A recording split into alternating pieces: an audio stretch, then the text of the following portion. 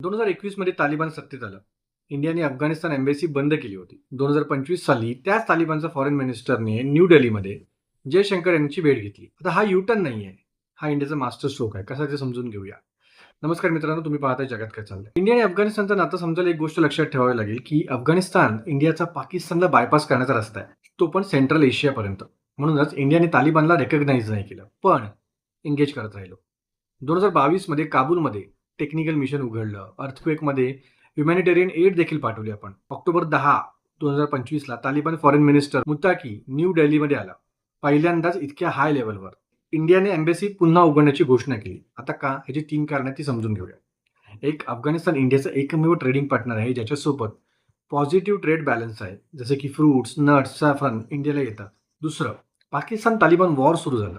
2026च्या सुरुवातीलाच पाकिस्तान आणि तालिबानवर मध्ये युद्ध सुरू झालं. तालिबान आणि पाकिस्तान दुश्मन झाले. आता इंडियाला ही संधी दिसली म्हणून त्यांनी त्यांच्याबरोबर रिलेशन चांगले ठेवले. आणि तिसरं, चायना आधीच तालिबानसोबत मिनरल डील करतोय. इंडिया मागे राहिला तर अफगाणिस्तानमध्ये चायना एकटाच असेल. या दृष्टीने हे खूप महत्वाचं होतं. इंडियाने तालिबानला रेकग्नाइज नाही केले, पण एम्बेसी उघडली. तालिबानला लेजिटिमेसी नाही दिली, पण ट्रेड सुरू केलंय. हे इंडियाचं प्रॅग्मॅटिक डिप्लोमसी आहे. शत्रू नाही, मित्र नाही, पण इंटरेस्ट आहेत आणि ते जपायचे. आणि अफगाणिस्तानमध्ये इंडियाचे इंटरेस्ट 3 बिलियनचे आहेत. जवळजवळ 500 पेक्षा जास्त प्रोजेक्ट्स आपल्याकडे चालू आहेत आणि हे सोडणं शक्य नव्हतं. ही माहिती कशी वाटली हे कमेंटमध्ये नक्की सांगा आणि चॅनलला फॉलो करून ठेवा आत्ताच आणि पाहता जगात काय चाललं.